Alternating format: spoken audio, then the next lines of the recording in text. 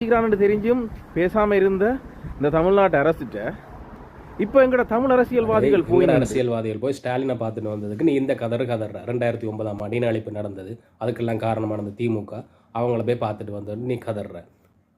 கொஞ்ச நாளைக்கு முன்னாடி சீமான் போய் பார்த்துட்டு வந்தான் தெரியுமா?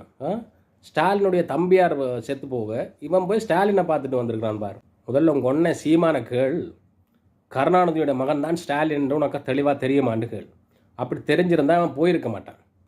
ஏன்னு சொன்னால் சண்டாளன் கருணாநிதி, கிராதகன் கருணாநிதி, கருணாநிதி நடத்த கட்டவன், அவருக்கு 2 வீடு, சின்ன வீடு இருக்குது, பெரிய வீடு இருக்குது அப்படின்னு சொல்லி மேடைக்கு மேடை சாட்டை துறைமுருகனும் சீமானம் போட்டு கிளின்னு கிழிச்சு போட்டு போய் அவன்கிட்ட முகத்தில் முழிக்கிறான்னு சொன்னான். இது அரசியல் மாண்பாடா?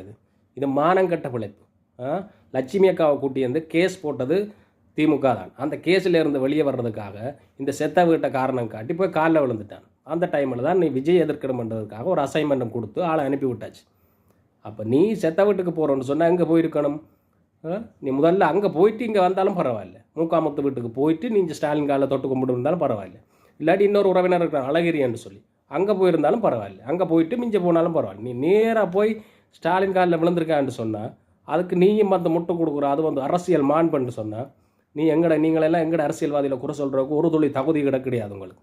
சரியா? வெளிநாட்டில் நின்று கொண்டு நீங்கள் சீமானுக்கு சொம்படிச்சிங்களா அப்படியே அடிச்சுட்டு இருங்க. அடுத்தவனுக்கு அட்வைஸ் பண்ணுற அளவுக்கு நீங்கள் தகுதியானவர்கள் கிடையாது.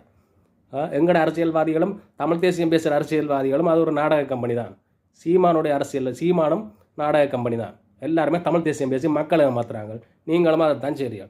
தமிழ் தேசியம் பேசி கொஞ்சம் ஃபாலோவர்ஸ் டிக்டாக்கில் வந்ததுமே ஓடி வந்துருவீங்க, இந்த பவுடரை வாங்கி தின்னுங்க உங்களுக்கு உடல் பருமன் குறையும்னு சொல்லி கண்ட கெமிக்கல்களை விற்கிறது எல்லாம் உங்களோட வயிற்று பிழைப்புக்காக தமிழ் தேசியம் பேசிட்டு அடுத்தவனை நீங்கள் குறை சொல்லிட்டு தெரியுறீங்கன்னா அடுத்தவனுக்கு அட்வைஸ் வேறு. இதில் ஈழத்தில் உள்ளவனுக்கு என்னத்தை பண்ணாலும் ஃபோனை தூக்கிட்டு ஓடி வந்துடுவாங்க. டேய் அப்படி பண்ணாதேங்கடா, இப்படி பண்ணுங்கடா, அதை பண்ணுங்கடா, இதை பண்ணுங்கடா, காலை உயர்த்துங்கடா, கையை நட்டுங்கடான்னு சொல்லி.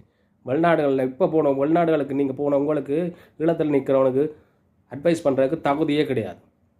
வாழ்ந்தாலும் செத்தாலும் ஈழத்தில் என்னென்று கஷ்டப்பட்டு தோட்டம் செய்தோ மீன் பிடிச்சோ கஷ்டப்பட்டு ஈழத்திலே வாழுவோம் இருந்தான் இல்லையா, அவனுக்கு தெரியும் எப்படி வாழணும் எப்படி சாகணும்னு சொல்லி. நீங்கள் அட்வைஸ் சொல்லி ஒன்றுமே பிடுங்க தேவையில்லை. சரியா? நன்றி, வணக்கம். நன்றி, வணக்கம்.